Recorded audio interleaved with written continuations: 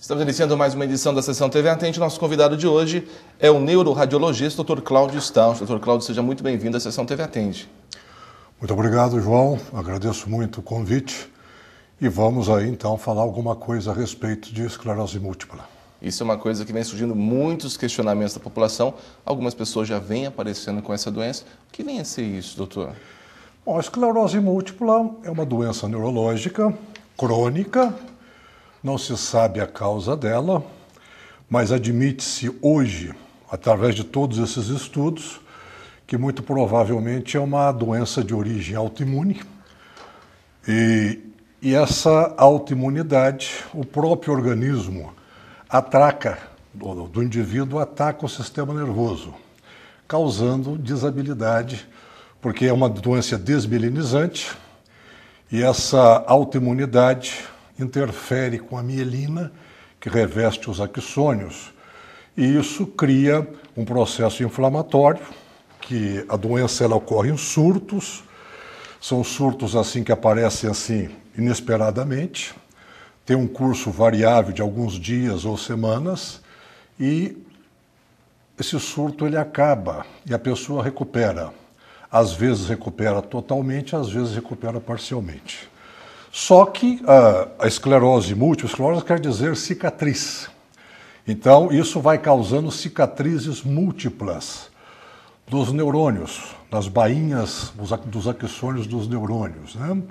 E isso que vai levando ao sintoma da doença, que o paciente pode ter muita fadiga, pode ter problemas motores com ataxia, pode ter problemas de memória, a gama de sintomas é muito grande, mas ela é muito variável, essa patologia. Ela pode ser grave, pode ser discreta, pode ser mediana. E é uma patologia que, no Brasil, não tem uma incidência tão grande. Nós temos mais ou menos no Brasil hoje 35 mil pessoas que têm essa patologia. E ela está ligada um pouco à questão também da temperatura, que na região equatorial nós não temos, a incidência é muito baixa. Conforme nós vamos, a latitude vai abaixando, vai chegando para os locais mais frios, a incidência aumenta. Então nós temos uma incidência hoje no Brasil que varia de 5 a 20 casos por 100 mil habitantes. E ela é um pouco mais frequente em raça clara e pessoas de pele clara, geralmente tem uma incidência maior e principalmente mulheres, né? Porque é uma doença que ela ocorre mais em jovens, ela pode ser de bem criança até velhos, mas a grande incidência dela é de 20 a 40 anos, com um pico de 30 anos. E nessa faixa mais jovem, a mulher é mais ou menos 3:1 a mulher em relação ao homem, né? E ela é dividida basicamente em 3 tipos essa doença, né?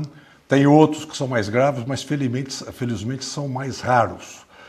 Nós temos a forma recorrente remitente, que é a mais comum, ela tem 85% dos pacientes. Nós temos a primária progressiva, que é mais ou menos 10%, e o restante 5% é a secundária progressiva. Nós podemos ter aquela que é fatal, que é Marburg, chamada de Marburg. Ela ataca mais pessoas jovens e ela é fulminante. Felizmente, é uma patologia muito rara. Mas hoje, os diagnósticos melhoraram muito. Então, nas 2 últimas décadas, nós estamos diagnosticando e tratando melhor esse tipo de patologia. Como que é feito esse diagnóstico? Ela pode ser confundida com outra doença no início ou não? Sim, pode. Ela é uma patologia desmielinizante e ela... Basicamente, o diagnóstico se baseia em 3 pontos principais. Clínica, quando apresenta todos aqueles sintomas sugestivos, fadiga, tremores, ataxia, problemas, às vezes urinários, problemas intestinais, às vezes dores articulares, espasticidade nas crises.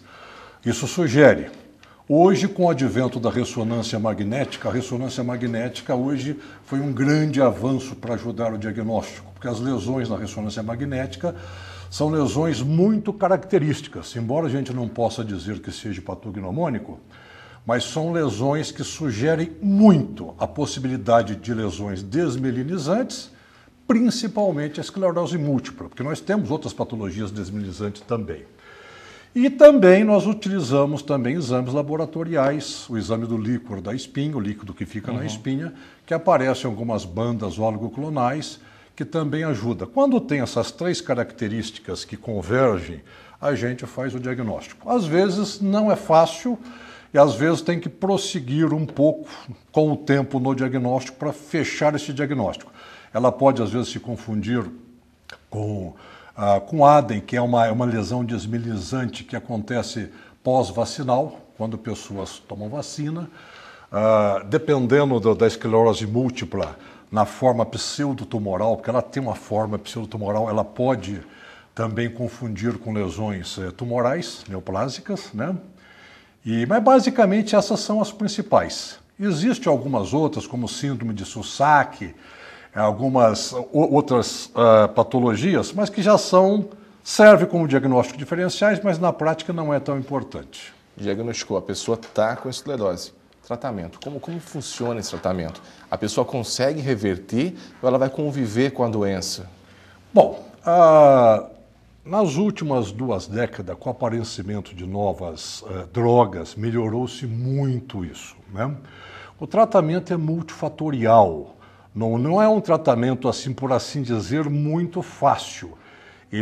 O paciente precisa seguir muito bem as normas. O tratamento também não é qualquer médico que está capacitado a fazer, precisa ser um especialista, um neurologista clínico especialista.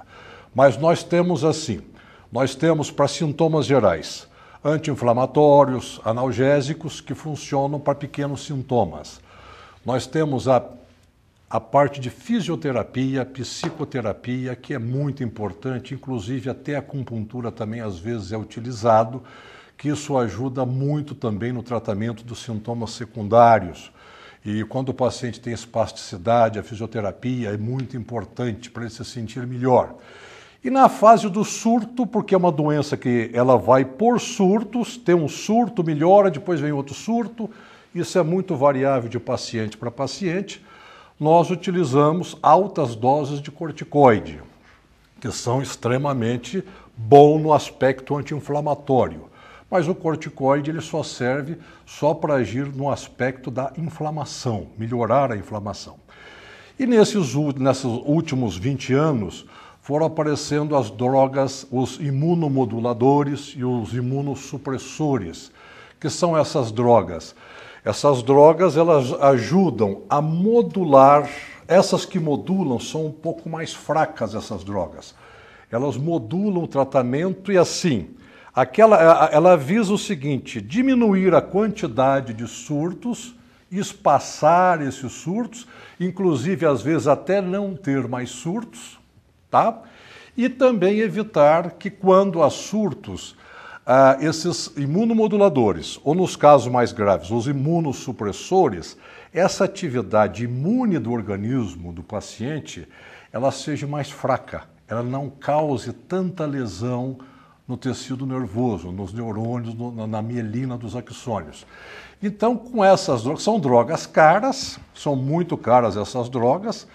O tratamento, a gente tem que ter muito cuidado para falar do tratamento, porque o tratamento, para um funciona bem uma droga, para outro funciona bem outra droga, para outros tem que reduzir a dose, tem que fazer um acompanhamento com o médico que está tratando o paciente.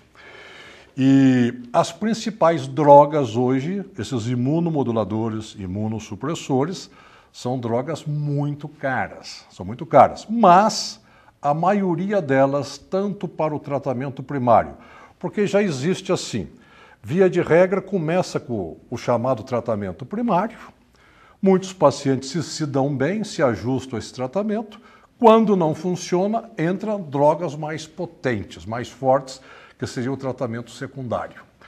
E essas drogas, hoje, no SUS, o Sistema Único de Saúde, elas podem ser adquiridas sem nenhum custo, porque é altíssimo o preço dessas drogas, mas o governo, a grande maioria dessas drogas já está disponível em farmácias especiais, pontos de distribuição especial do SUS. Com esse tratamento e com esses medicamentos, a pessoa consegue levar uma vida assim, tranquila? Hoje, assim, é muito difícil generalizar, mas o paciente que responde bem ao tratamento e segue bem esse tratamento, inclusive com os outros tratamentos adjuvantes, que é fazer, por exemplo, a fisioterapia, a psicoterapia, toda essa parafernália, tratamento psicoterápico também, porque o tratamento emocional é muito importante nesses pacientes. O paciente que consegue fazer bem isso, ele consegue, por exemplo, reduzir muito esses surtos, ter uma vida quase próximo do normal, e inclusive a expectativa de vida hoje de quem tem esclerose múltipla e respondem bem a esses tratamentos, eles têm uma expectativa de vida similar aos pacientes que não têm esclerose múltipla. Então isso é um grande avanço. Obviamente que é um tratamento que tem que estar sempre em contato com o médico, tem que fazer exames seriados de diagnóstico, porque, por exemplo, muitas vezes faz o tratamento e tem que repetir ressonância em determinado tempo, 6 meses ou às vezes 1 ano, porque a ressonância ela ajuda também a monitorar a eficácia do tratamento. Tá certo, doutor Cláudio. Eu agradeço a participação, seus esclarecimentos e até uma próxima oportunidade. Eu que agradeço o convite e o que for necessário, alguma coisa a mais, que quando for necessário a gente está disponível para comentar alguma coisa, obviamente de forma geral, porque essa patologia é uma patologia que realmente ela é muito grande e é um assunto bastante estudado hoje no mundo.